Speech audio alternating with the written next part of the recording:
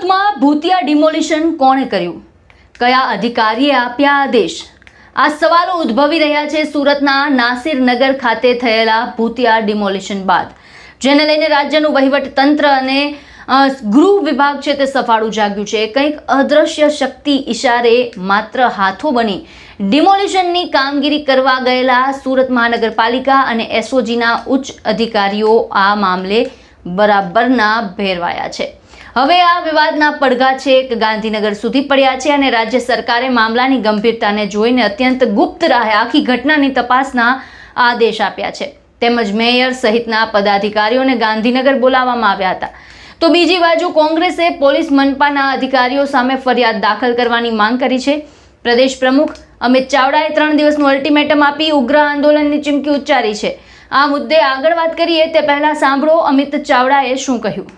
ગુજરાતમાં ભાજપના રાજમાં જે બિલ્ડરો છે, ભૂમાફિયાઓ છે અને સરકારમાં બેઠેલા લોકોના મિલીભગતથી જે જમીનો પચાવી પાડવાનું એક વ્યવસ્થિત ષડયંત્ર ચાલે છે. એને ક્યાંક ને ક્યાંક સરકારમાં બેઠેલા લોકોની ભાગીદારી, સમર્થનથી આ ષડયંત્ર ચાલે છે.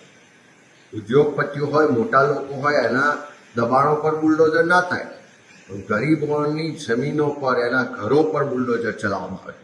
અને સુરતમાં જે વેડનગર વિસ્તારની ઘટના બની છે કે 29 તારીખે કોઈ પણ જાતની જાણ વગર, કોઈ પણ જાતની નોટિસ વગર પોલીસ પ્રોટેક્શન, એમાં પણ ખાસ કરીને એસઓજી ને એલસીબીના કર્મચારીઓ, અધિકારીઓની હાજરીમાં બુલડોઝરો આવે છે. ગરીબોના 100 કરતાં વધારે ઘરો તોડી પાડવામાં આવે છે. ફરી જ્યારે તપાસ કરવામાં આવે કે આ ડિમોલેશન કર્યું કોણે, તો કોઈ જવાબ નથી આપતું. મ્યુનિસિપલ કમિશનર એમ કહે છે કે અમે નથી કરાવ્યું. પોલીસ કમિશનર કોઈ જવાબ નથી આપતો. આ પોલીસ પ્રોટેક્શન માગ્યું કોણે એનો આજ દિન સુધી જવાબ નથી. છેલ્લા 10 દિવસથી અમારા શહેર કોંગ્રેસ સમિતિના પ્રમુખ વિપુલ ઉડનાવાલા અને વિપક્ષના નેતા હર્ષદ જરીવાલાની આગેવાનીમાં અનેક આગેવાનો, કાર્યકરો અને વિસ્તારના રહીશો રોજ આંદોલન કરે છે, રોજ રજૂઆત કરે છે, રોજ પોલીસ ફરિયાદ નોંધવા માટે અરજીઓ આપે છે. પણ આજે 10 દિવસ થયા છતાં કોઈ પણ કાર્યવાહી નથી થઈ. એનો સ્પષ્ટ મતલબ છે કે આ બિલ્ડરોને ફાયદો કરાવવા માટે પોલીસ પ્રશાસન, કમિશનર અને ત્યાંના ડેપ્યુટી સીએમ સહિતના લોકોની આમાં ભાગીદારી છે. અમે સરકારને કહેવા માંગીએ છીએ કે તાત્કાલિક આવતા 3 દિવસમાં જે લોકોએ ખોટું ડિમોલેશન કર્યું છે, ભૂતિયા ડિમોલેશન કર્યું છે, એની સામે પોલીસ ફરિયાદ કરો, લેન્ડ ગ્રેબિંગનો ગુનો દાખલ કરો.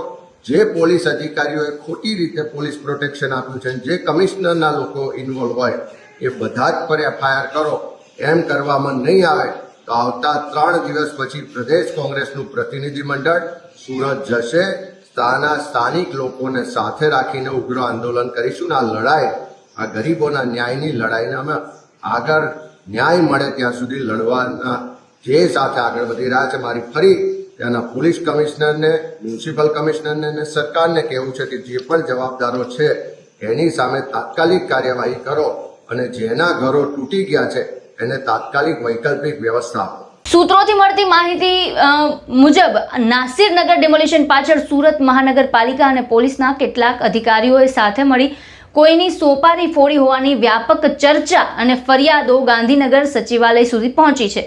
આ મામલામાં સ્થાનિક સ્તરે કોઈ ગોલમાલ ન થાય તે માટે ગૃહ વિભાગે ખૂબ જ વ્યૂહાત્મક પગલું ભર્યું છે. સુરત પોલીસના જ અધિકારીઓ આ શંકાના દાયરામાં હોવાથી સુરત પોલીસને આ સમગ્ર તપાસ પ્રક્રિયાથી સંપૂર્ણપણે બહાર રાખવામાં આવ્યા છે. સૂત્રો મુજબ આ સમગ્ર કૌભાંડની હકીકત બહાર લાવવા માટે સુરત ગ્રામ્યના ઉચ્ચ પોલીસ અધિકારીને ખાસ જવાબદારી સોંપવામાં આવી છે. સરકારના આદેશ બાદ રેન્જ આઈજીની ટીમ અત્યંત ખાનગી રીતે સ્થાનિક સ્તરે ફોન કોલ્સ અને અન્ય માધ્યમો દ્વારા ડિમોલિશન પાછળની સાચી હકીકત અને કાવતરાના પુરાવા એકત્રિત કરી રહી છે.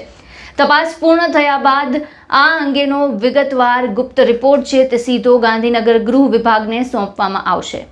હવે આ સમગ્ર મુદ્દાને લઈને આપના શું વિચાર છે, આપના શું માનવું છે, આપના મંતવ્ય અમને કમેન્ટ બોક્સમાં જણાવો. અમારી ચેનલને લાઇક, શેર અને સબસ્ક્રાઇબ કરવાનું ભૂલશો નહીં.